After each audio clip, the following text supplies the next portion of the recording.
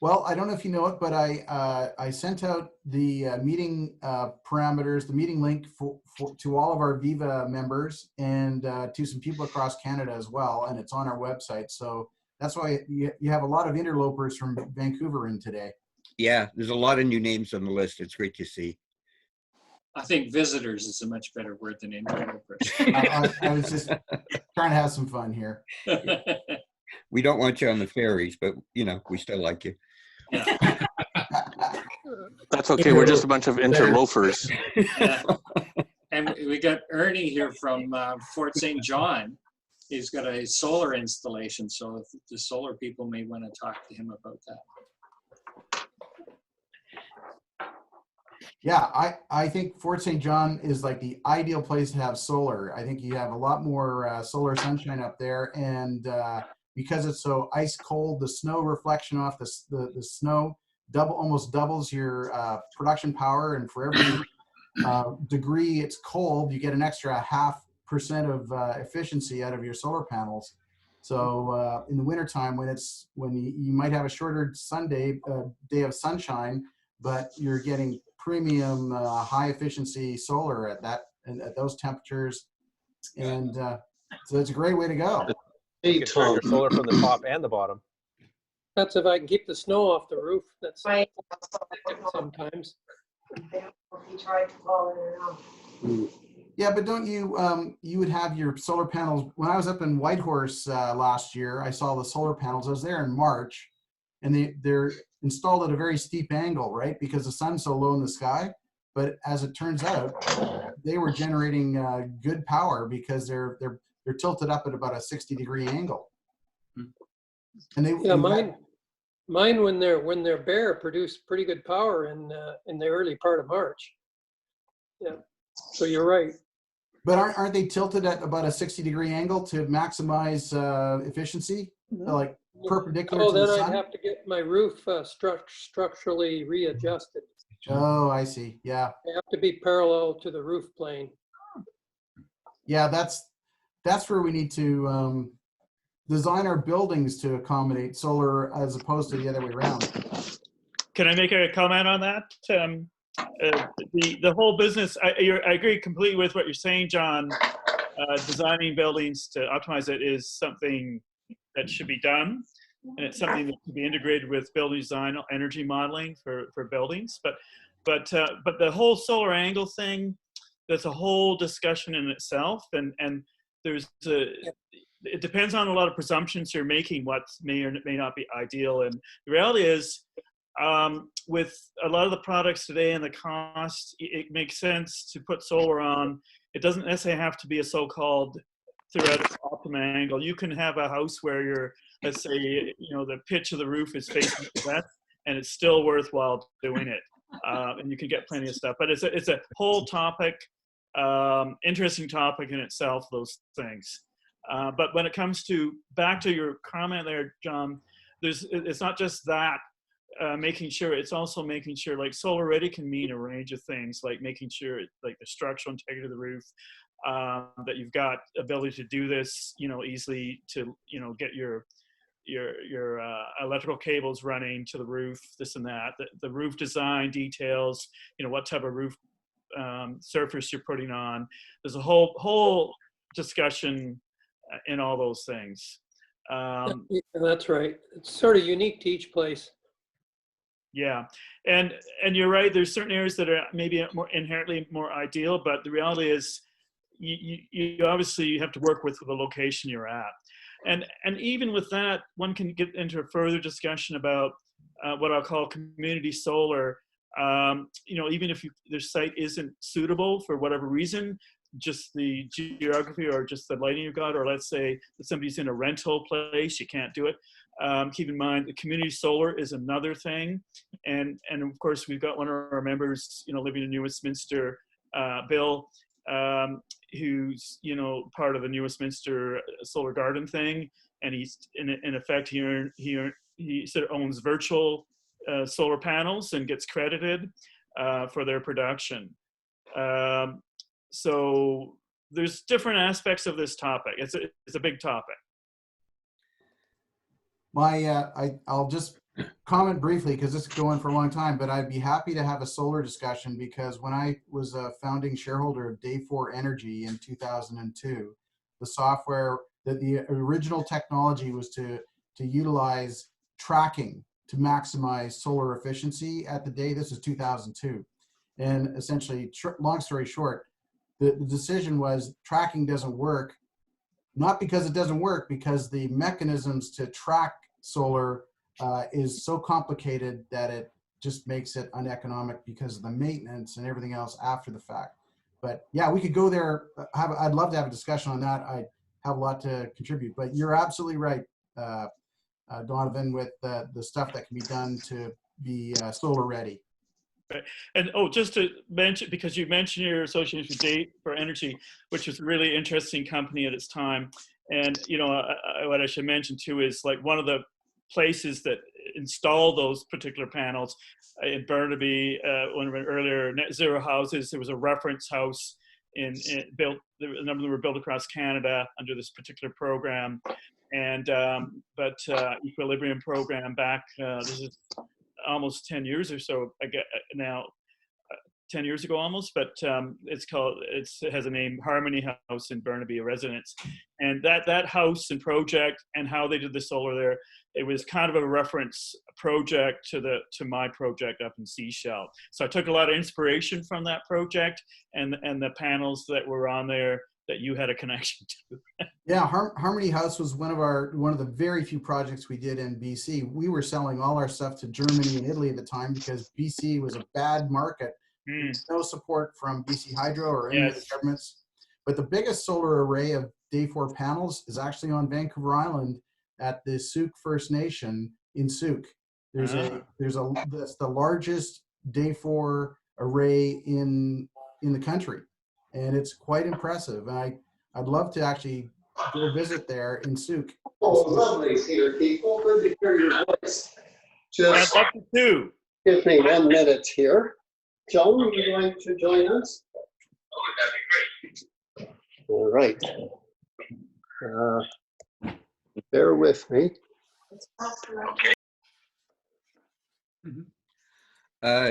Glenn, David, if Yeah. while you're near your phone, could you give Julian a quick text and find out what's going on? Sure. Thank you. Appreciate it. Or if Glenn could try as well, just in case mine, Sure. Maybe he got busy selling a car. Yeah, Yeah, right. it's always an option. We can always Priorities. I was just Yeah. looking on Google Maps here of the schoolhouse down the road. It's an entirely flat roof, like about an acre of flat roof, and would be so efficient to get solar on the schoolhouse roof,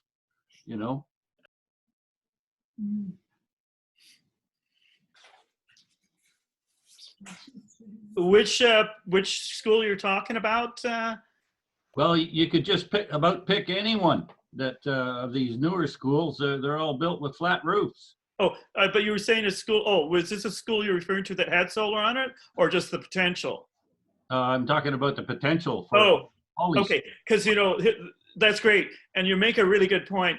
And so just to let people know that one school district has done a bit of this. I think they've just done their 4th installation, School District 46 up on the Sunshine Coast, and they just did I think about a 200 kilowatt installation on their in Gibson's Elementary School, which is a fairly new build, flat roof, and it was basically the limiting factor there, and the size was to do with the BC Hydro's net metering program, which I think it was a 100 kilowatt system, because that was the limit of under the program that you're allowed, the maximum size that you're allowed to build under that program. So it's a purely administrative limit. They actually had more roof space that's unencumbered at the moment.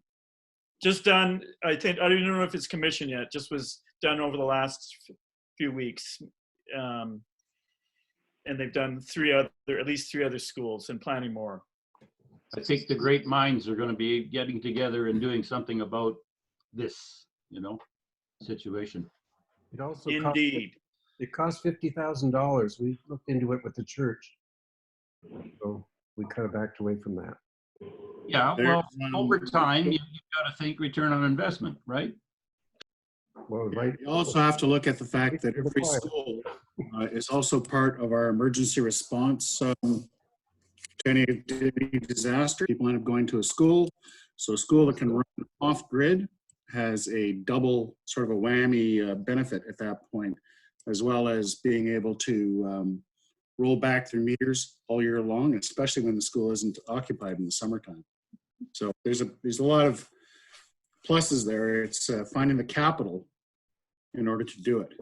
That's the biggest challenge. From what I've heard, I know somebody who's actually sort of dealing with that a little bit, and they said some of the issues are what kind of batteries they're using. Like they're trying to use lead acid batteries for some silly reason. Yep. The key thing is just to get the panels up first, because then it's feeding back into the grid, and then also kind of winding back all the energy you're spending there. And then the batteries can also be, that can sit in a big box somewhere, right? Yeah, so Jim makes an interesting point there. Most of these things are done as just grid tied, the solar only, so under the metering program. But here's an example of there's one school, Pender Harbor area, they did solar, but they also did battery. And one of the advantages of that was because that was also an area that was very subject to a flaky system, a lot of power outages, grid power outages because of the sort of more rural area. So it's easy to get the power knocked out by, let's say, a tree falling over. And so whenever the power went out, everyone had to go back, be sent home from school. So they did install some battery sitting there so that they could still be running the school, at least for a certain amount of time. And when it was installed, they had a power outage almost right away when the batteries kicked in, and so they got some advantage on that right away. So there can be a payback on that, because the cost of shutting down a school, sending anyone home, that's something to factor in. David or Glenn, any response from Julian? 9. David? I'm walking around looking. Okay. And I would point out that Eric has finally put up a photograph of his actual car. It's one of my actual cars. It belongs to a friend of mine. We converted it from gasoline to electric. Almost looks pedal powered. All right. Why don't we move on to what we had scheduled for second item to deal with today, which is public charging. I'm sure you guys at VEVA get the same regular emails that we get from Hydro, listing what's going on the island, or sorry, what's going on in terms of public charging. They're upgrading a lot of the systems on the island. There we go. Jim? Yep. Julian is on at 1:30. Oh, okay, great. And he's just left the hospital, so he's good until he's got lots of time. Oh, okay, But great. For some reason he had 1:30, so. All right. His apologies, and then we'll move on. All right. Well, now that I finally pushed the right button and unmuted myself, we get regular updates from Hydro as to what's going on with their DCFC charges here on the island. They updated us this week with different locations that are being doubled, ones that are being transferred over to green lots, etc. And it struck me that as we've got a lot of VEVA people on here today, that you guys, I think, have been talking about recommending public charging systems to go in as shovel-ready projects during the pandemic or following the pandemic. Can anybody over there just sort of update me on what you're doing exactly in that regard? Yeah, basically it's an idea at this point in time. I had a conversation with Wilf Steimel, who's the EV Canada, EV Society of Canada president earlier this week. And he was telling me that, I guess it was on the GR call we had on Monday night. And they were saying they were going to put together a letter to Ottawa to try and say that here the group of EV associations want to do this for shovel ready projects. I sent them back some suggestions and they weren't appropriate because it has to be sort of higher level, bigger numbers. So this morning I wrote back to them and said, we had a meeting with the city of Vancouver yesterday. It was a sort of a by invitation only meeting to discuss neighborhood charging strategies. To deal with garage orphans and people in rental buildings and people in legacy condos. And, I suggested to him that, if we played our cards right, let's get some plans going to have the federal government pay for capital and use the cities, like in this case, the city of Vancouver, to be the sponsoring agency that sets charging rates and all that kind of stuff and does some administration, speeds development permits to get charging stations installed curbside, because these are all curbside charging. And that could be a program. And I think if we could get our local cities to sponsor this, or as the organizing body, I think it'd be pretty tough for the volunteer EV associations. Like, we're just volunteers, and all the other associations I know of are all volunteers. Nobody's got a budget for staff. But if we get the local cities to be the acting sponsors, that would be a way to supply. Here's a shovel-ready project. We've got electrical contractors ready to go. We can buy Canadian-made charging equipment. We can, put the local economy into high gear with electrification, which is something we can do. So at this point, it's just an idea. I bounced it off of Ian Neville at the City of Vancouver yesterday. I hope to follow up with him later next week, and that's where we stand. So there's nothing formal going on yet, and basically Wilf Steimel, as he said to me, they're actively sort of working the halls of Ottawa, and it was sort of proactively saying we should get a letter to Ottawa to say, here's some shovel ready projects that we'd like you to do. And it's sort of like, get the good ideas in front of the right people early. Okay, anybody want to comment on that? I know that here on the island, we have a really good relationship with the municipality of Saanich, which is actually, for those who don't know, the majority of the population of what's called Victoria. And they've been moving ahead. They're the first people to pass a lot of bylaws and forcing new construction to have charging infrastructure and whatnot. And they've come back to us a couple of times looking for what else can we do. So I don't think we'd have much problem with them. Victoria is a little bit more difficult to deal with. And I don't know if you heard, but an hour ago, the province ordered them to disband the massive homeless camp that they've set up in the city. And so they're going to be otherwise engaged for a while. But anybody else here from other locations? How are your municipalities reacting to public charging and encouraging local business or whatever to get involved by making installations? Hey, Jim. Mm-hmm. Jim, with regard to Victoria, the city of Victoria, they of course, they're a tiny geographic municipality. It's something like 6 by 6 kilometers. It's very small.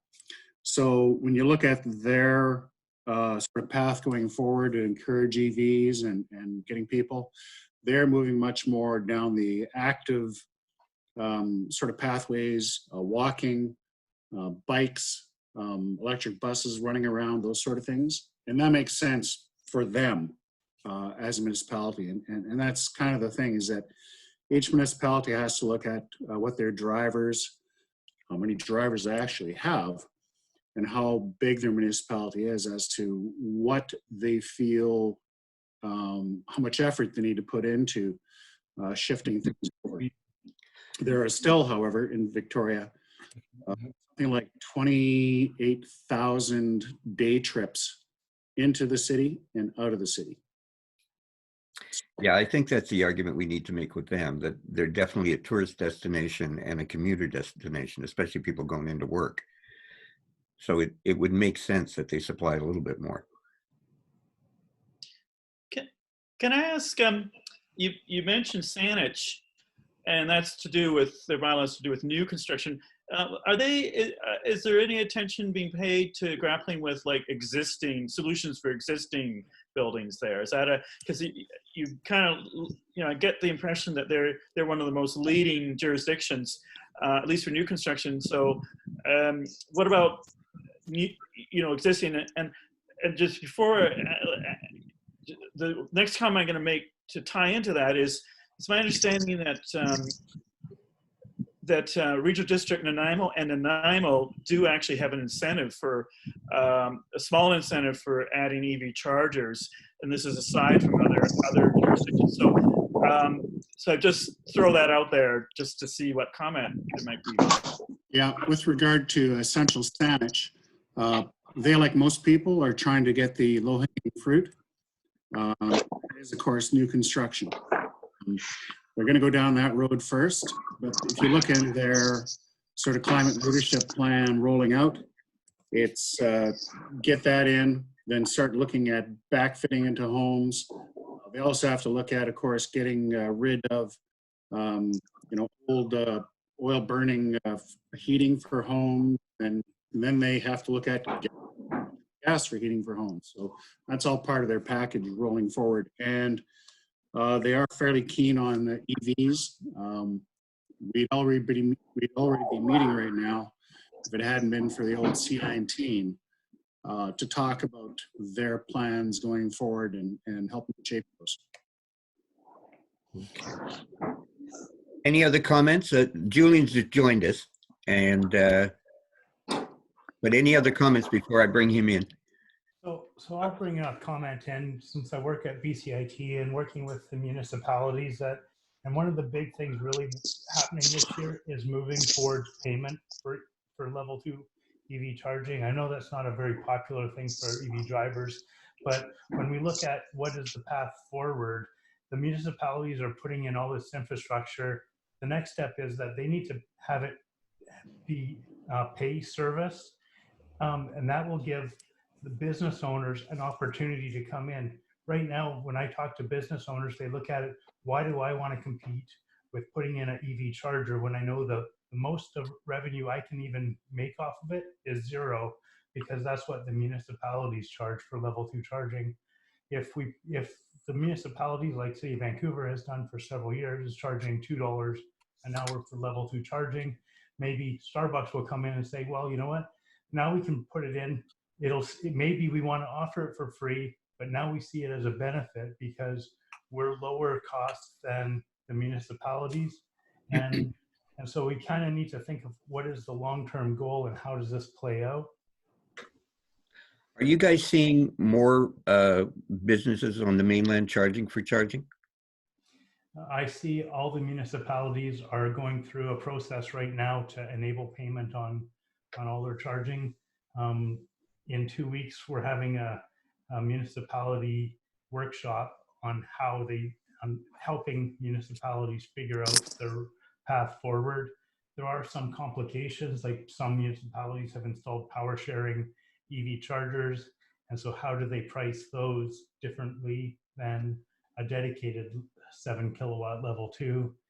EV drivers aren't happy with sometimes paying $2 for 3.3 kilowatt charging, and sometimes they get charged at that same site, they get charged $2 for getting 7 kilowatts. So there are some concerns they have as to how they roll forward. There's a lot of complaints that EV drivers have when payment gets turned on. And there's also a big service requirement. They need to then start dedicating people to fix stuff when it goes wrong. People think that once they start paying for it, the service level needs to go up, which everyone seems to agree that that's what's going to happen. So as EV drivers, I see it as a big benefit that the municipalities do get payment on soon. Yep, great points there, Kelly. Our only concern is that we've seen one municipality here on the island who has set up a level 2s and a level 3 in conjunction with BC Hydro, and then totally botched the charging for it and even tracking where the energy was going. So they've kind of come in with some draconian funding, and that was on our list of things to hit coming up, but it's been overcome by events. So, right. See, Jillian's here. Yeah. Could I say something? My name is Shelley. I'm I'm from Nanaimo, and my real concern, because I have a Leaf and it's a 2015, and that I'm now encountering some charging stations that are charging me a fee. And what I'm really concerned about is the rate that is being used, that it's a per time charge, which is not equitable amongst different sizes of batteries and electric charging potential. So my understanding is that it's the being charged per kilowatt hour would be much more fair amongst the various users of these chargers. Can anybody talk about that and where that's going? And I'm going to mute because there's a lot of sound that gets, and then the picture flips. So I'm going to mute when I don't talk. Thanks. Okay. Anybody want to answer that?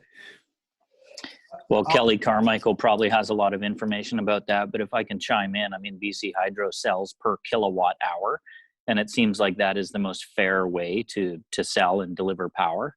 I can't see any other way actually making sense for any consumer other than the per charge. I mean, any fuel, whether it's propane, gasoline, or electricity, has to be measured in a certain volume rather than, you know, measured by time or measured by the speed at which it's delivered. And can I just mention as well, like I was presenting about a month ago to the Victoria EV Club, and May 17th I'll be presenting to the Vancouver Club at 6 o'clock. And so I'm Lee from Edwards Electric, and one of the things I do review is that right now that is the challenge that MURBs and other public charging has, is that they're legally they have to charge per time. So if that answers your question, Measurement Canada, that's what they are only allowing people to do. Now, that doesn't say that there is products out there for MURBs and condos that put the, let's say, software into the people's hands so that they can charge for usage and not for time. So that instead of charging 35 cents per kilowatt hour, which it works out to if it was a full 7 kilowatt at $2 or an hour, it works out to a better rate, to, you know, the 15 cents per kilowatt hour instead. So, but at this time, that's the only path forward for a lot of public charging companies such as Flow or ChargePoint. They legally state that they don't want to go down the path of allowing for usage-based charging because they would be opening themselves to risk in litigation for Measurement Canada. Yeah, I'll add another point to that. What's been said so far is absolutely correct. Everybody would like to be paid, pay for the energy they consume. But when you come to public charging stations, the issue is not just, the fairness is access to those stations. And if you have an old car like my 2012 that goes a 3.3, it takes twice as long as the standard car in it. So is it fair for me to hog that space twice as long as somebody else? So really the time-based thing has been engineered for turnover of vehicles in those stalls. That's the primary issue. And yeah, it's not fair, but it's fair to give as many people access to those stalls. We were talking about this at the neighborhood strategy session yesterday. And in those situations where it's neighborhood based, and part of the solution is to establish chargers at schools and churches for neighborhood use. And in those cases, we could set it up so that it would be definitely by energy, charged by energy, because we're not concerned about people charging overnight because there isn't the same demand for charging. But in these early days when there's a limited access to public chargers, we need to move people through the chargers, and that's the reason for the time-based charging.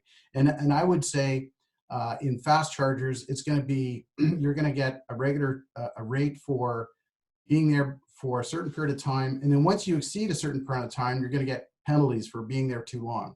And that's all because we're going to, over time, there's going to be more and more cars wanting access to public charging. Public charging is a luxury, essentially. And a lot of electric car owners, I know the feeling because I've been one for a long time. You know, you become an electric car owner and you get used to, you know, running your car for 20 bucks a month when you charge from home, if you can charge from home. And if you can't, then I can see the issues. But really, it is reasonable to limit scarce resources by charging by the time basis. All right.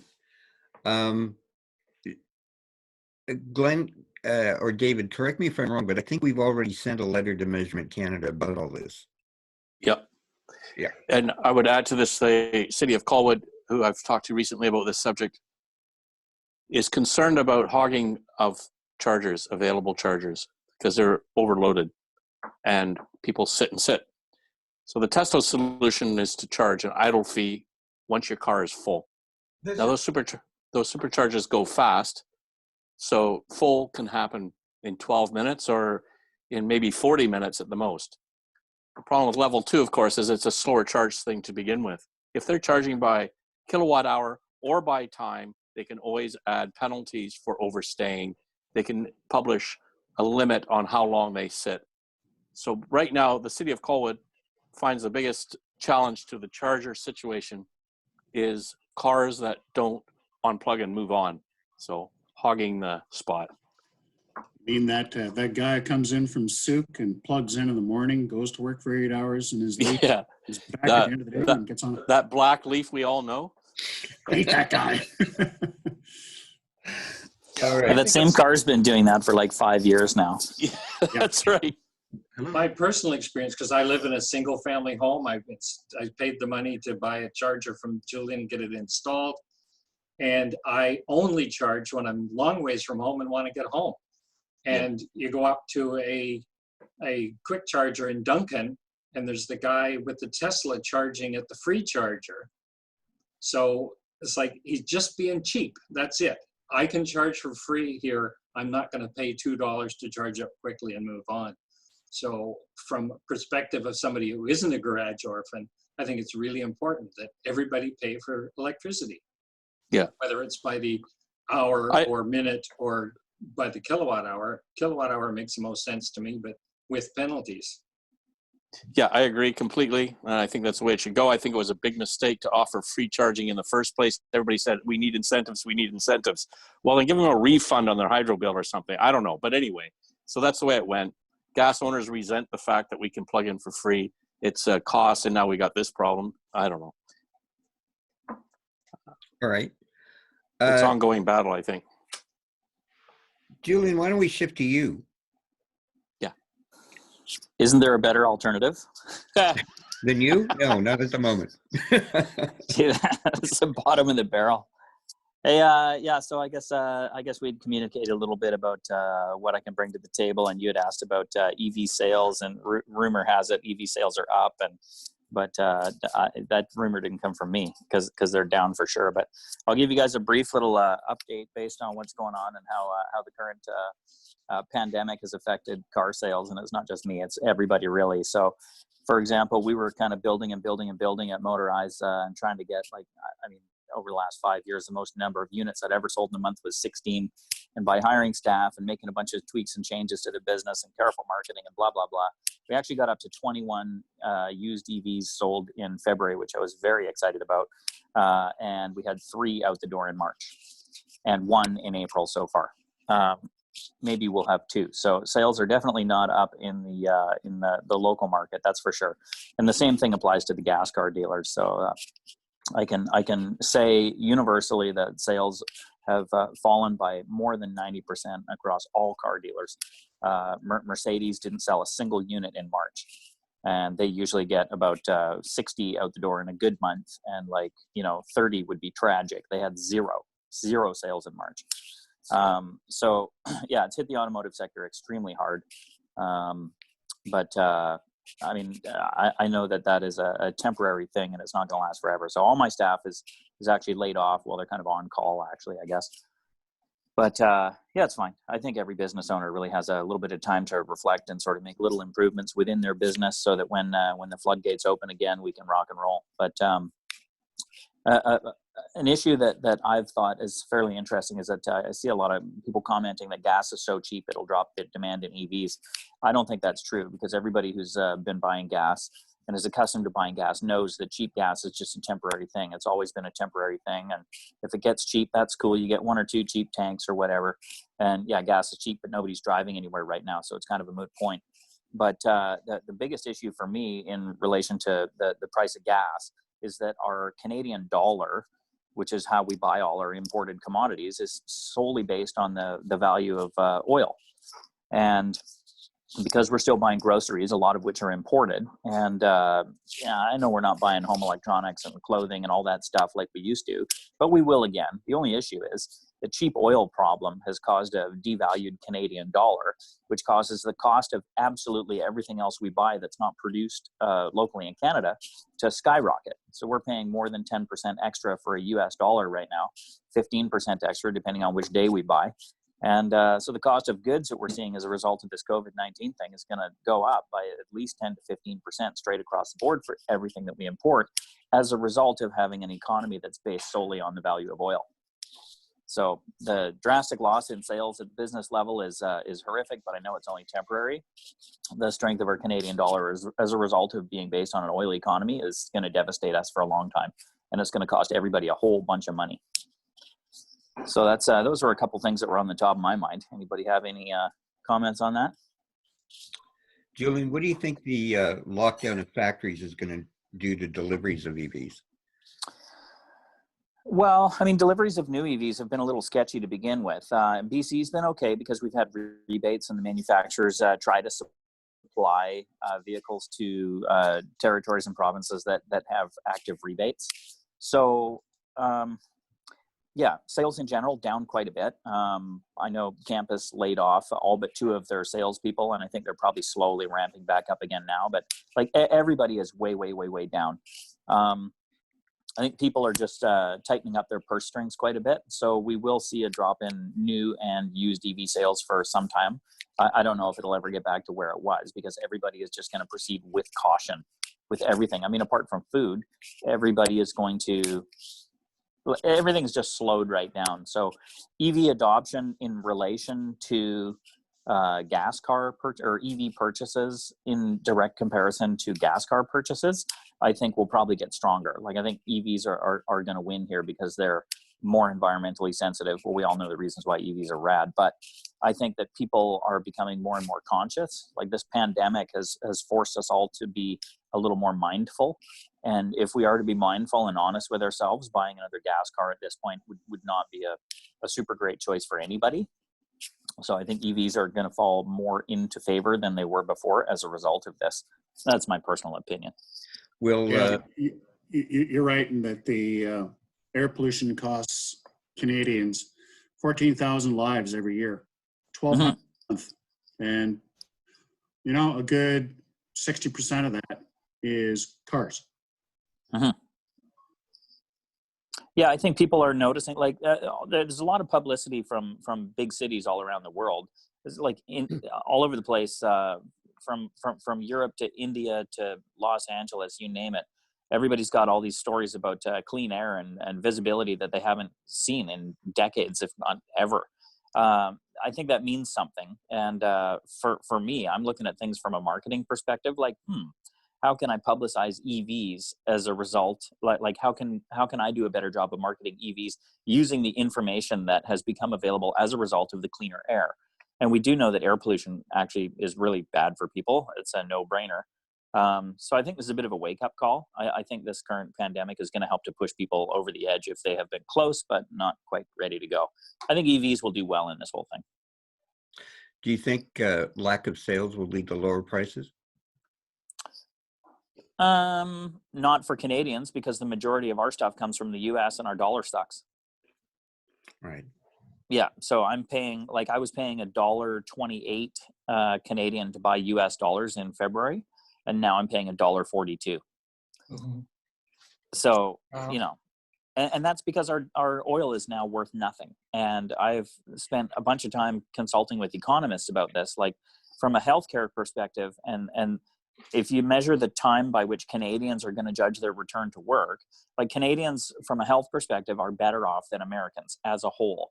Our numbers per capita are way better in Canada than the US. So it is likely that our economy will be able to recover more quickly than the American economy. So to me, when I talk to an economist, I'm like, hey, I've got this right. I think our Canadian dollar should be doing really well. Why does it suck? And the answer is always the same. Canada is an oil-based economy. That's the end of it. So as long as you guys are married to oil, your dollar's going to suck when the value of oil sucks. So no, EVs aren't going to get any cheaper. So far, they're getting more expensive. Thankfully, after a stellar month in February, I bought 500 grand worth of EVs and got them at a screaming deal because we had a good dollar. But my next batch that I have to buy, which will probably take forever to buy because we're not selling very many, will be way more expensive. So it's kind of up in the air right now. Okay. One thing, if I could add in, is remember back about, what was it, 4 or 5 years ago, Tom Mulcair made a comment that we had a petrodollar and the Conservatives all went nuts. How could you say this is a petrodollar when if we need proof that we have a petrodollar now, it's more than ever? So you're right on there, Julia. One bit of good news, this morning it was in the paper that Volkswagen is opening up one of its factories again. They've all been shut down, and the one they're opening up is the one that's making the new electric e-Golf.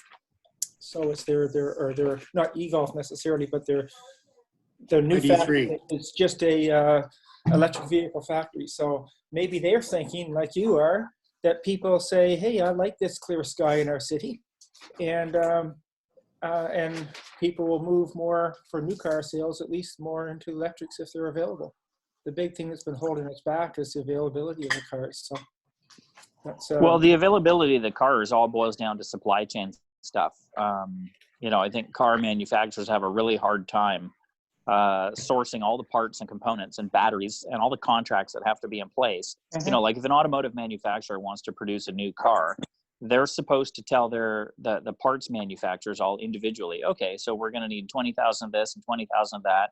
And they have to make deals with everybody from Michelin to get tires to, you know, VDO, who makes the gauge cluster. Like they have to buy all these parts in advance. And I think it's really difficult for manufacturers to make big, bold claims about how many units are going to sell and sign contracts to buy, you know, 50,000 of this and 50,000 of that, if they're not totally convinced that they're going to be able to sell those units. So it's one thing to say, yeah, we're reopening the factory.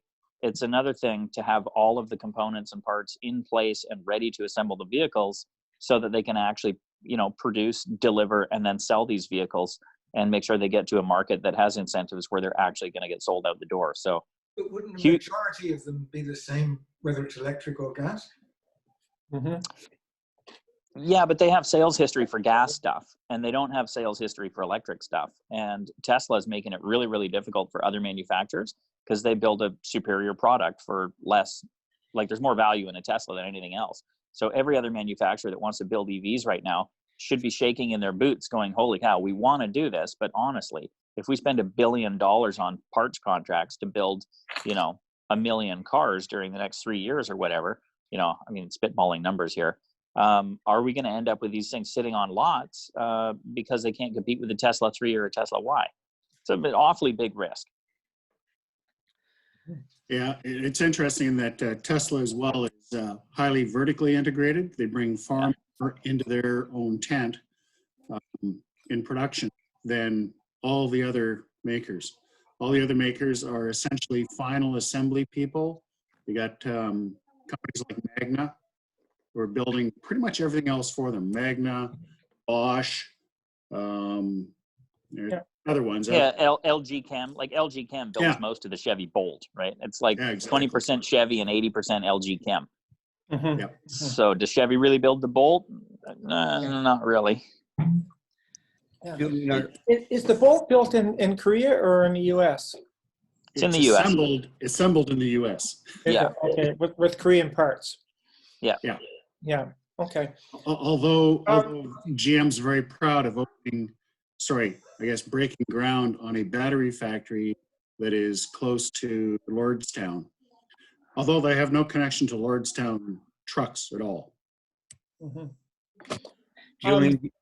Is there any another possible green light in this whole thing, or a bright light in this, is that there's a number of cities, as you mentioned, around the world, Julian, who are, the air is much clearer, but there's also several cities. I think Milan is one, there's one in Germany, and some in other countries. Paris is one, where they are actually using this period of time to take out lanes and putting in more bicycle routes in the cities to try, when we come out of this, that we're not going back to where we were. And one of the pushes that they will likely be doing, I would expect, and be led by European cities who are a lot more ahead of things than most of ours are, and are willing to take the risks, to force that move to, if you're going to be driving, you're going to be driving an electric vehicle within 5 years or so. So not only restricting the number of vehicles on the road, but also restricting the type of vehicle that can be on the road. Well, London and Paris a number of years ago have outlawed diesel cars within their city cores, apart from delivery trucks. But they've been, like, the restrictions have been getting tighter and tighter and tighter for years now. And this is an excellent opportunity while traffic is really low to further make changes and put people back to work on infrastructure projects like adding bike lanes. Yeah, Milan is that city that's doing that, is contemplating it. And they're looking, they've got to restart their economy. And one of the things that was actually documented in Wuhan was the level of pollution in Wuhan. Actually, the level of pollution in the air actually helps transmission of the virus. So the cleaner the air you can get, the better it is. And the other thing is, by allocating more road space to bicycles and to single passenger traffic and walking, it helps with distancing and also that level of pollution. So and the other thing is, just the economy. We can't afford to have cars take up too much room on the road. You've seen all those pictures where you can put a whole bunch of people in a bike lane as opposed to the number of people you can put in a car. The other factor, of course, is public transit. Do people want to pile onto a shared public transit where you're close by? So again, the density is not working. So actually, this is one of the main reasons for it. But I think it'll do very well for electric vehicles in general. Julian, are you suspecting any retraction in the number of dealerships? Oh yeah, lots of dealerships are going to lose their shirts and go belly up. Yeah. And what about, are the dealer associations making any representation to the government for help of any kind? No, the dealer, I've heard basically nothing at all from within the automotive industry, and they have no plan to help dealers in any way. And one of the big issues right now is that all the financing, like Galaxy Motors, for example, I hate to drop names, but Galaxy Motors has a $25 million floor plan. And that means that when they buy cars at the auction, and this is standard, this is like par for the course for every new and used car dealer. It's the same whether you're a brand new Honda dealer, a Mercedes dealer, or a used car lot with 200 cars. It doesn't matter. The financing is all the same. Except for me, I've done my financing differently, so I'm perfect. However, I'm perfectly safe, I should say, far from perfect. But what I should say is that the floor plan companies, the way they work and why dealers are going to shrivel up and die is because their interest payments are based on time. So if a dealer has a good sales month and sells 100 cars, and then they go to the auction and they buy 100 more cars, they'll put them on automotive floor plan or whatever, and basically the bank owns those cars, and they'll pay like, maybe $100 interest for the first 30 or 60 days. And then when the cars hit 90 days old, if they're not sold, they'll have to make a balloon payment, like maybe $300, $400, $500 or whatever. It's a percentage of the value of the car. When the car hits, 120 days or 160 days or whatever the term is that the dealer signed on for, then the dealer's forced to hand over all the cash for the car or sign on to a super high interest loan on that vehicle. So what's happening is during the last few months, all these dealers that are sitting on millions of dollars worth of inventory and have had their sales drop by 90 or 95 or maybe 100%, like Mercedes, they're 30 days and will soon be 60 days closer to big payments. And if they can't afford to do that, then we're going to see the same thing that happened to Chrysler dealers in 2009, when dealers were told either you pay cash to settle up the bills on every single one of your cars, or we're going to pull your cars and take them to the auction and we're just going to bankrupt you. And that's going to start happening really, really quickly here. My finances don't work that way. I have private investors who cover the cost of my inventory, and I pay interest based on every car that I sell, regardless of how long it takes. So I'm safe, but 99% of dealers aren't safe. So yeah, you're going to see automotive dealers lose their shirts and disappear really fast. And that'll also have a knock on to the OEMs that create those vehicles as well. Because they're the ones who hold the money on it. And the car doesn't sell and it goes to auction for bare minimum. They're not making anything either. So. Oh yeah, they're going to lose their shirts, and there's such thin margins. Like Ford, for example, makes $0 on cars. Ford does not make a penny on their vehicles. Neither does Dodge. That's why you can see a new Dodge pickup truck that's $59,999 and it's on sale for $20,000 off if you buy it this month. But they want to set you up with an 8.49% loan with no payments for 3 months and a blah, blah, blah. They make all their money on interest. So when they stop issuing new loans, it doesn't matter how many vehicles they sell because they don't make money on vehicles. They make money on loans. They're banks. Ford is a bank, and they are not issuing any loans right now. So they're going to be hurting. Well, they're already hurting big time.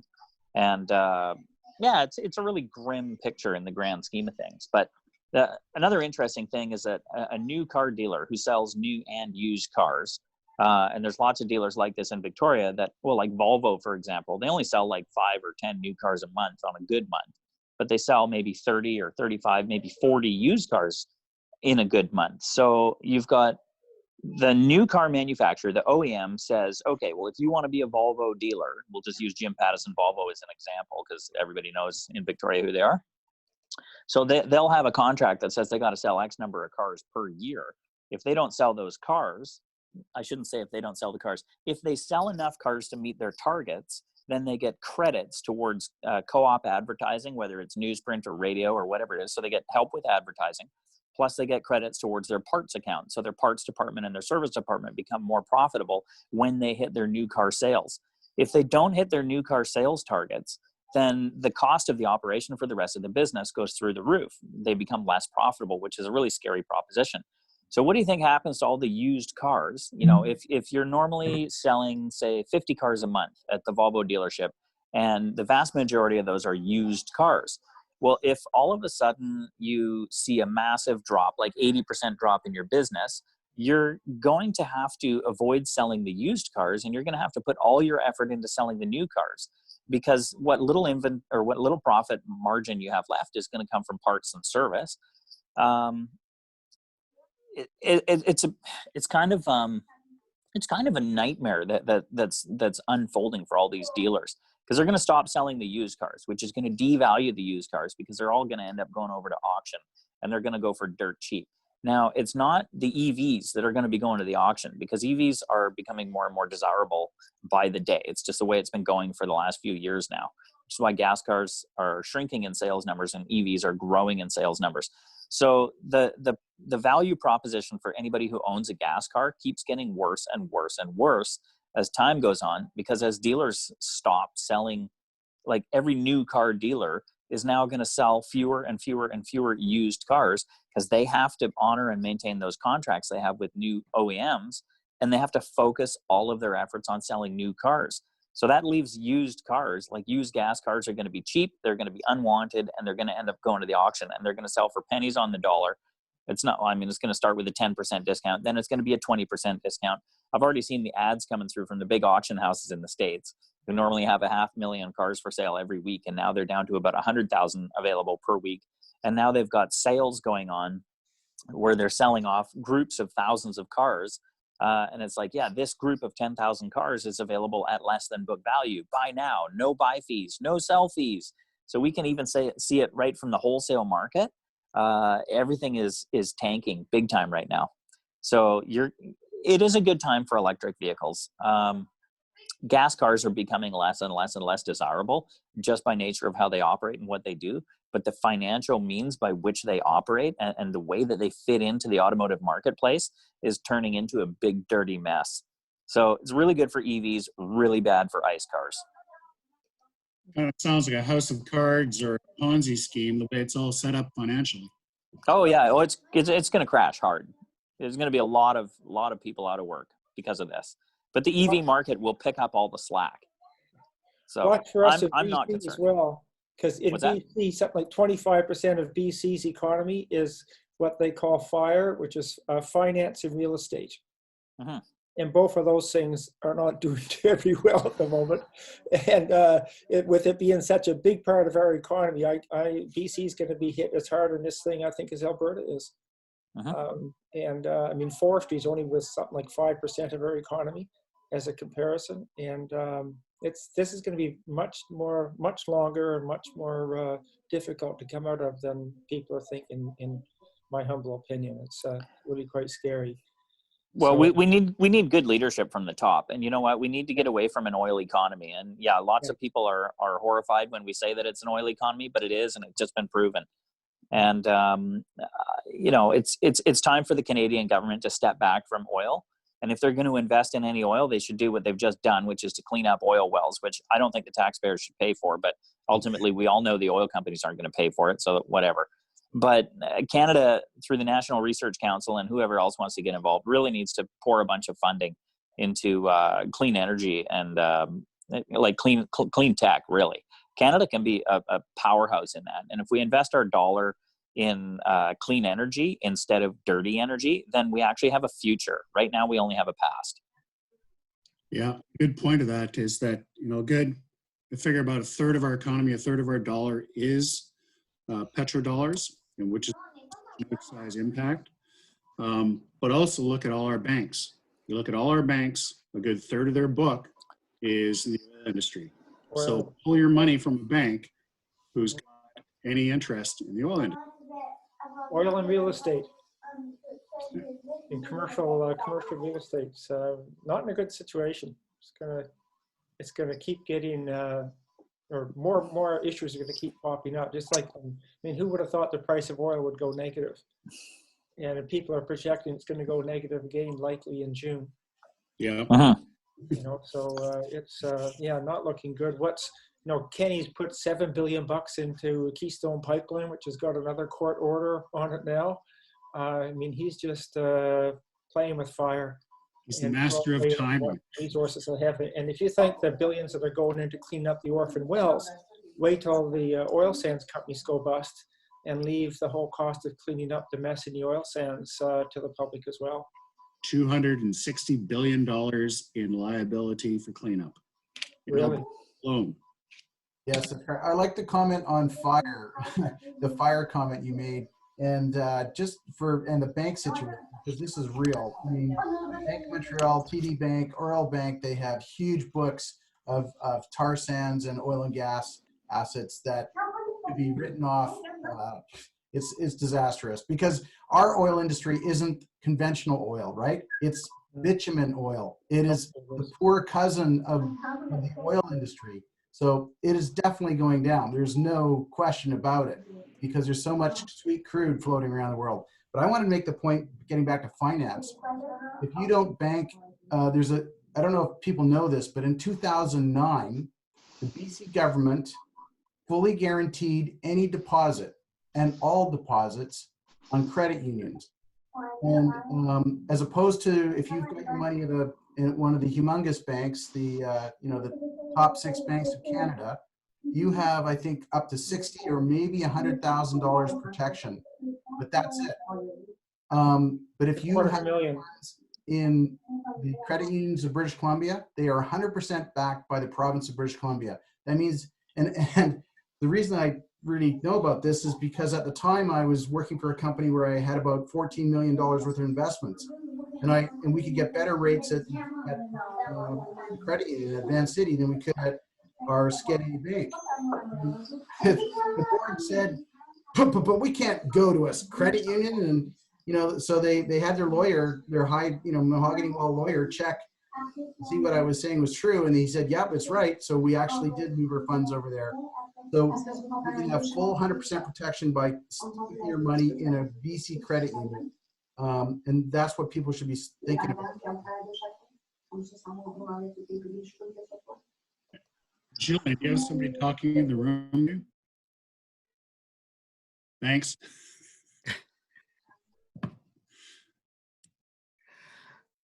I do have a question for Jillian.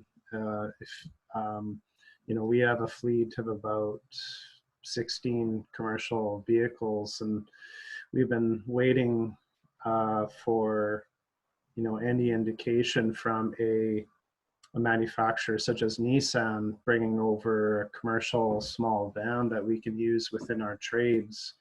What have you seen on the commercial side of things? I know that's not directly what you do, but you know what's going on. Is there anything in the industry coming that the businesses like ours can actually use? Because I think the thing is there's a lot of people here that are EV users or want to own an EV vehicle, but there's so many more businesses in general that want to use an EV vehicle, but they're not available yet. Hey, Lee, nice to see you again. So essentially, the answer comes down to economics. So if you look at Nissan, for example, they have in Japan and France and parts of Europe, they've been selling the ENV 200 for like almost 5 years now. But they only made a really small number of those things. The reality is that the model, the profit model for the service vehicle industry, whether you're talking about a Ram ProMaster or the Nissan NV series or the Ford Transit series or Mercedes, like they've all got their own little, the transit style little vehicle. They've experimented with electrics. Mercedes got electric vans that they released. I think they've got 22-ton vans running around in Montreal that are on beta testing. The problem is that those vehicles do a lot of miles. And apart from Amazon and UPS, who have ordered stuff from Rivian, I think, but those things make money on parts and service. So fleets, courier fleets, and Pepsi bottling, and you name it. There's a million companies out there that buy fleets. Could be TELUS, could be Shaw, whoever, doesn't matter. They buy a whole bunch of vehicles, and they know that, they've just got a big spreadsheet. And they know that if they have 50 vehicles on the road, they know what the projected service costs are going to be. They know they do oil filters and spark plugs and belts and catalytic converters and who knows what. And it all boils down to dollars and cents. And the manufacturers know that they have to give away the vehicle up front for free. I was talking to a guy with Jim Pattison Lease for that. They have 33,000 vehicles in their lease portfolio. And so they're consulting for electric vehicle stuff and trying to crunch the numbers. And at the end of the day, the problem for the manufacturers offering electrics is that they're going to lose their revenue. They make more money on parts and service, wheel bearings and brake pads and windshield wipers than they do selling the vehicle. So they need to keep selling gas vehicles that wear out. Otherwise, they don't make any finance money. They need to keep selling gas vehicles that wear out. Otherwise, they don't make any parts and service money. If the dealers aren't selling parts and service like they would with a gas car, when they look at the business metrics of flipping a consumer from a gas or internal combustion van over to an electric van, all the numbers go out the window, and the dealer no longer has any valid reason to participate in that transaction. They're not interested. So if the dealer is making money on financing gas cars that wear out, that have a limited lifespan of say 200,000 K of commercial service, and they consider the alternative of producing an electric van that will likely last 300,000 or 400,000 K, and they consider that they're going to make, 75% less service revenue on that vehicle, give me a good reason why the manufacturer would do that. Like the manufacturer's not in it for the consumer. The manufacturer's in it for profit. They don't really care what you want or need. It's irrelevant. It's a marketing game. They want you to buy, they want you to finance a vehicle. They don't want you to pay cash. They want you to finance a vehicle, and they want you to keep coming back all the time. And Sandy Monroe, the guy who's ripping apart the new Teslas, in one of his videos where he's talking about the Model Y ripping it apart, he's talking about the octo valve and stuff. He was talking about how when he went to go consult for Ford in the 80s, they commented that the Japanese manufacturers were bringing cars over here that didn't need spark plugs and belts every 10,000 K.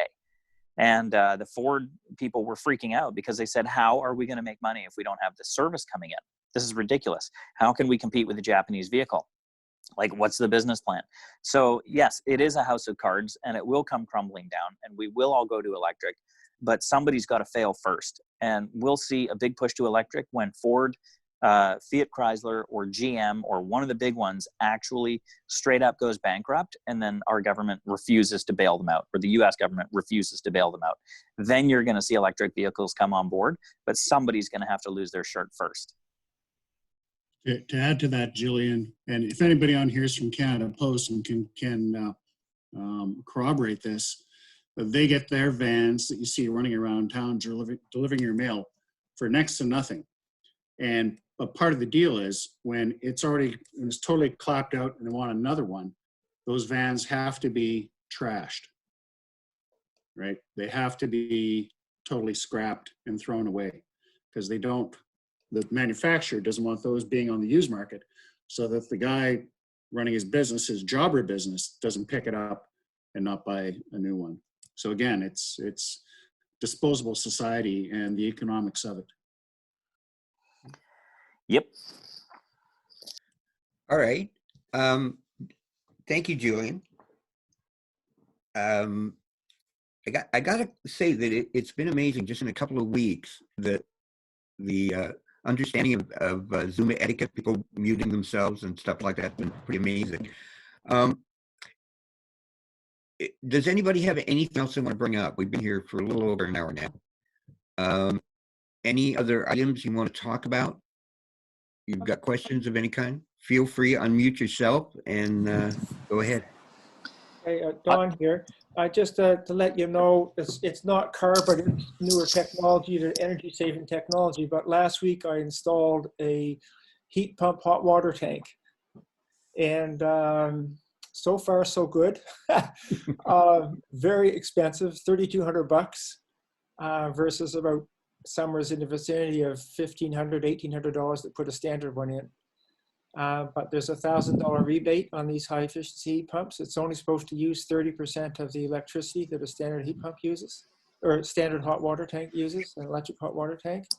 And then Sanex puts in another $350. And Sanex, going back to your mention earlier about rebates, or what if municipalities give rebates on installations, I'll have to double check, but check the Sanex's website. They may actually give somewhat of a rebate for a couple $100 as well for people who are installing EV charging stations. I'm not sure on that, because they do it for, like, they give a couple $1,000s for someone putting in a heat pump for their house, and they're doing $1,000 or $350 for the hot water tank ones, and they have a whole bunch of other things too that they somehow or other are able to finance to increase people's uptake. But anyway, I'll keep you posted on what my consumption is like on this at some point in time. But in initial week or whatnot, I'm down probably 5 to 7 kilowatt hours a day compared to what I was before, based on and I'm only at 30, 35 kilowatt hours a day. I'm getting down as low as 18. So anyway, you could run your EV on what you're not using in your hot water tank. Well, I would love to be able to do that, but I don't know whether I've tried to fill out one of those things that Lee might know something of. There's a form that you fill out to assess what your capacity on your panel is or what your requirements are. And this has dropped that down a little bit, but it's not enough to open up space, I don't think, for a charger, 220 charger, unless I move to I put in a load miser or something like that, or when the dryer buddies become approved for use in BC or in Canada. So that's an option too, but at this stage I'll stay with my 110, which hasn't been, my battery is still the same as it was when I bought it almost 3 years ago. So the 110 is not hurting things at all. I have a question. I don't know if any of you guys follow the Motorized Facebook page, but I did a little video the other day. It was, I think it's titled "The Social Experiment," and I've always, like, EV people who know EV people, we all know why we drive electric vehicles. But the topic of the social experiment, or the focus, was to take feedback from EV owners and share it with non-EV owners and see how much that resonates, and see if they're able to see if I'm able to actually create a little bit of change. And so I did this post a couple of days ago, I think it was 3 days ago or something like that. And I've asked people to do a little video and submit it to that Facebook post and just tell me who you are, what you do, and why you switch to an EV. There's a lot of different reasons that people switch, but I'm trying to stir up a little interest, and I really want people to send me a little video and post it on the page. So if any of you are keen to do that, I would love to hear it. Short and sweet. This is why I bought one. Okay. Anybody else? Where do we access that? If you go to the Motorized Electric Vehicles Facebook page, you'll find one of the latest posts is a video titled Social Experiment. And a few people have already posted videos. They're pretty cool. I love to see what people are doing with their cars. It's called Motorized? Just Motorized? Yeah, Motorized Electric Vehicles. Okay. You can find them on Facebook. Seems like selling electric vehicles. Who's that clown? So, Yes. I saw that yesterday or the day before. I thought, oh, I should do that. It seems like a short time. I tend to go on a lot, as some of you can testify. But the people who aren't into electric vehicles, I can go on for hours. But yeah, at the moment I have 2.5 electric cars, and I sold one, so I'm well into it. And if you want to check in the chat, somebody just posted the Facebook link. Cool. That's awesome. Yep. Well, All right. yeah, I don't know if there's anything else I can contribute. It seems like a pretty rich few topics that we've gone through today. Everything from the value of the dollar to oil prices to what's going to happen to the OEMs and where are the cargo vans? Where are the cargo vans? Yeah, Good conversation. I figured the little cargo vans like service and delivery would be the way to do it, because small companies buy their vehicles based on what the accountant says, not because somebody loves Ford or Chrysler. And if somebody went in and could say to the accountant, here, how much do you spend on your vehicles every year? How much have you spent in the last 5 years? This is what it would cost you. They'd switch like that. But as your explanation about why the manufacturers don't do it makes it clear why you can't do it. Yeah, the vehicles are lost leaders. Gas cars are lost leaders. And electric vehicles at this point are also lost leaders. But it will change. And it's going to take one of the big OEMs to crumble and die without receiving a government bailout. Then that will force the other manufacturers to say, okay, clearly there's no future in the gas. We have to change, and we got to do it now. And they're going to have to borrow and borrow and borrow and invest, and then start selling EVs. And when the market is flooded with good vehicles that are better than the internal combustion stuff that's currently offered, consumers will vote with their dollars. The rest of the gas inventory will sit around and die and get sold off cheap. And the next generation of vehicles will be electric. And voila, we will have made a change. Julian, if that happens, do you think they'll start making bad EVs that deteriorate quickly? Nope. There will always be a wide range of quality and performance, and you're going to see everything from cheap stuff that's just bare bones, basic, air-cooled batteries, all the way up to the Teslas and the Rivians. We should have stopped building shitty gas cars 50 years ago, but look, you can still buy a new Fiat 500 gas, and it's like the worst thing ever, but they still produce them and people still buy them. Julian, we have a suggestion in the chat that your new marketing plan is we sell more cars than Mercedes.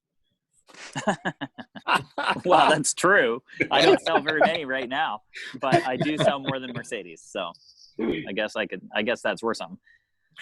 Right. I'll get right on that. Anyone else?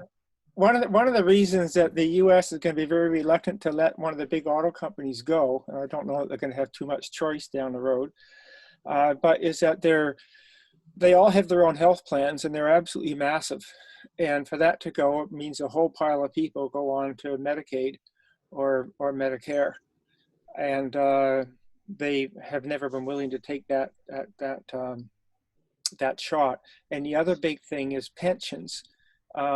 All the big auto industry's pensions are guaranteed, the U.S. has this crazy thing that was set up to subsidize industry, not to protect pensioners, called a pension guarantee fund. And that fund now has, for every dollar worth of pensions that it has on the books, it's got about 35 or 40 cents worth of cash. And because when the big airlines went out of business and declared bankruptcy, a major purpose of that was to get rid of their pension plans, and they transferred the pension plans to the government under this pension guarantee trust they have in the UK or in the US.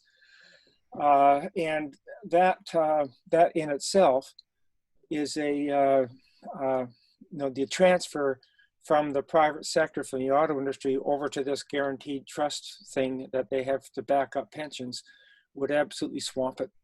And the whole system would likely collapse, which would cause widespread poverty for people down the road because they'd have next to no pensions, or they'd be getting like 25 cents on the dollar of what they're supposed to get in their pensions. Sounds like mismanagement on the front end and mismanagement on the back end. That's exactly what it is. It's wishful thinking. It's but like you can't stick to mismanagement because it worked in the past. Yeah. Yeah. Like that. It's a reason not to change, but it's not an excuse. Yeah, but they'll find a way. Well, I don't know what's going to happen, but big financial troubles. So much of our whole economy is based on finance. You look at the corporate profits in using U.S. as an example. The biggest single component of corporate profits is banks' interest and the financial sector. And that's never been the case until the last decade or so. And it just doesn't make any sense for that to be the biggest, most profitable part of the economy. So, and right now that whole thing is a house of cards. It's just waiting to tumble, I think. So anyway, with respect to the small vehicles and whatnot, how much of an impact do you think, Julian, will have when Amazon has, I think they put in with Rivian an order for 100,000 delivery vans? And if they get 100,000 vans on the road in the next 3 or 4 years, would that not have an impact to force other people to jump on board and start producing them? Other perhaps new producers as well, because there's quite a few new producers coming onto the scene. Yeah, I mean, to be a new producer is one thing, to actually produce is another. I mean, you look at Solo out of Vancouver, Electromechanica has been honking their horn for 7 years now, and they have yet to produce more than like 20 units. I've seen them, I've driven them, they're super cool, but getting to production is a whole different kettle of fish. So yeah, Amazon's done the right thing. They're going to be change makers, and I'm really excited to see those Rivian cargo vans hit the streets. Inevitably, it's a price war. If somebody wants to compete with Amazon, they won't be able to do it with internal combustion vehicles. So they will have to rely on electric vehicles. So yes, Amazon is going to start a chain reaction for sure. It's undeniable. Having said that, everybody from Freightliner and Peterbilt and Volvo and Mercedes, they're already all developing big electric vehicles from like half-ton all the way up to 10-ton vehicles. It's coming one way or another. Amazon's going to kickstart it with, I think they've done the biggest single purchase, but who knows how long it's going to take Rivian to actually produce these things and put them into service. Talk is cheap, and it's all talk so far. Yeah, we haven't found out where Rivian is going to source their batteries either. Yeah. That's, you know, that's the key thing for any new person coming onto the market, and any OEM who says they're going to do a lot. You go, okay, frames, all the rest of that stuff, dirt simple. Where are the batteries coming from? And that hasn't been answered for Rivian yet, to my knowledge, and I dig. Maybe they'll buy them from Tesla. Glenn, that brings up a question. Weren't we due for an battery announcement from Tesla this week? Yeah, it was going to be mid-April, and it got punted. Next week, we'll probably hear something about it on Wednesday or Tuesday next week, because we'll get to the Q1 results call. Right. Tesla. And no doubt that they'll address Battery Day on that day. But there is some exciting stuff out there. You know, that million kilometer anyway, battery. Certainly is the tantalizing thing. And while you can make a 1 million kilometer battery, you want to be able to make one cheap. You want to be able to get battery pack costs below $100 US down to $80 US. And that just erodes more and more of the lice industry. Right. Okay. Sounds cool. It's been fun. I got to run. Thank you, Julian. Really appreciate it. Yeah, it was great to get together. Sorry I was late. Maybe we'll do it again next week. No meeting next week. Our next one's in 2 weeks. And I will let the VEVA people know that we'll continue to copy you on our meetings. If you want to join in, you're more than welcome. Cool. And yeah, anybody else have anything before we wrap it up? Thanks so much, Jim. This was really good. Julian, your discussion was scintillatingly interesting. Thank you so much. Yeah, it was a good time. Thanks a lot. You guys all take it easy. Stay safe out there. You too. All right. You're Thank you, welcome. everybody. We're back in 2 weeks, hopefully online by then. Oh, Carol, you wanted to say something? Shelley here. Oh, Shelley, sorry. I was just asking about, I came in a little bit late as well, and I don't know if you had talked about the Cross Canada electrifying of the Trans-Canada Highway. Has there been expansion on that? Does anybody know anything more about that? Anybody? Hi, it's Don Griffiths in Vancouver. I drove my Kona across Canada last summer. The Kona has a 400-kilometer plus range, and I got to St. John's, Newfoundland, no problem at all with the infrastructure that was there. Right now, like I stopped at a lot of the fast chargers. Obviously, I use fast chargers as much as I could, are in car dealers. And I talked to somebody in southern Alberta, had the only charger in Medicine Hat, which is pretty much anybody going across the country would need to stop there. And they said they had 3 people a month using the charger. So not many people are doing it yet.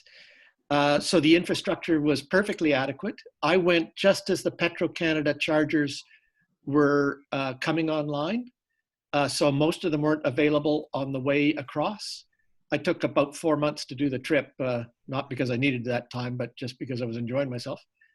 And so some of the Petro-Canada chargers were online when I came back. I used the first Petro-Canada charger, which is in Nova Scotia. No, it's in Ontario, near London, Ontario. I can't remember the name of this, Norton or some town like that, a couple of times. I believe I was the first one to use a charger that was just opened in Wawa. My understanding is that network is pretty much complete now. Like if you wanted to go across this summer, those Petro-Canada chargers, and they're fantastic chargers. They charged my car faster than any other charger I used. I think they charged me at 77 kilowatts as opposed to the 45 that the 50 amp ones do. So the network is pretty good for going across the country.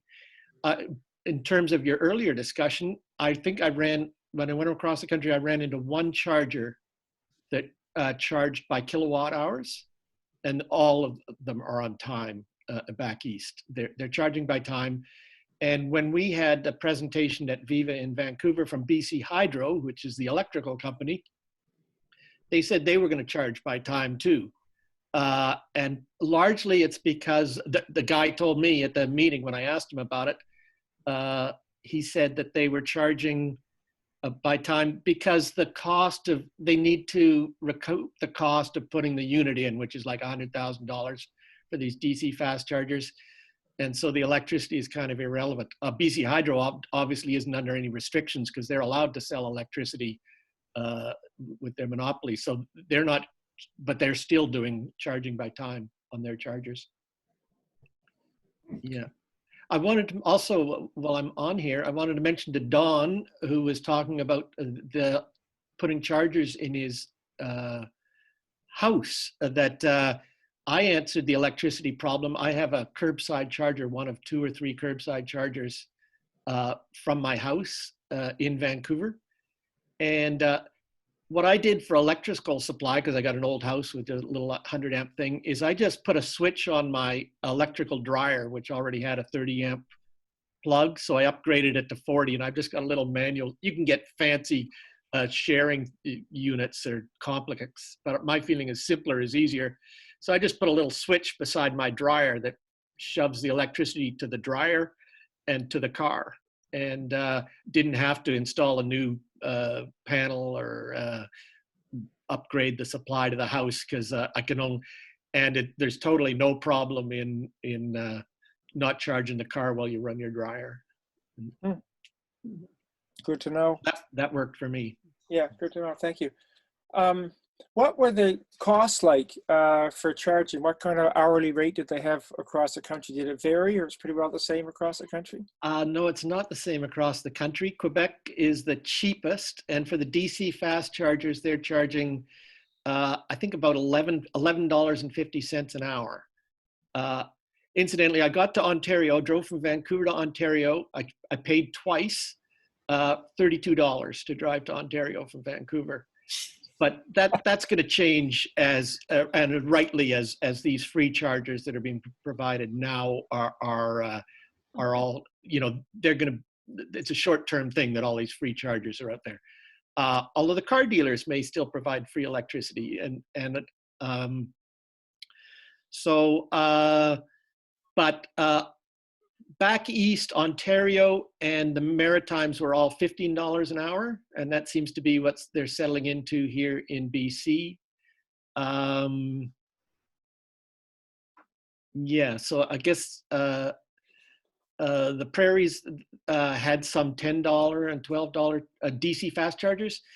$2 an hour seems to be pretty standard for the level 2s, even though they don't provide the same amount of electricity in all of them. And incidentally, the DC fast chargers, some of them are only 25 kilowatts, so they provide about half the electricity than the main 50 amp ones. And they all charge the same, even if they're only providing half the electricity. So that was kind of interesting too. Okay. Our audience is dwindling away, so I'm gonna one final question and then we'll move on. A question for Don. But you said you had a curbside charger. Does you mean on the other side of the sidewalk, like off your property? Yes, it was a pilot program that Vancouver ran and has since canceled to put a charger that's the power's trenched from my house out across under the sidewalk, and the charger sits on city property on the boulevard. Oh. Yeah, they said they would issue 15 permits, but they didn't get 15 applications. It cost me about $7,000, about $2,000 of which was city permits to do it. And they insisted I hire an electrician. There's a lot of bureaucracy and whatnot, but I'm happy to have a little charger out in front of my house with my electricity, yeah. The cat has arrived, which means it's feeding time. So I'm going to wrap things up. I want to thank everybody. We will post a recording of this on our YouTube channel later today. and send out the links on Facebook, whatnot, and it'll be in our newsletter next week. 2 weeks from now, who knows where we'll be, but we'll have more people here to talk to you and hopefully provide some interesting information. Thank you all for coming, and stay safe. Thank you. Thanks, Jim. Glenn. Thanks, Jim. Julian. Yeah, thanks for inviting us. You're more than welcome. Thank you.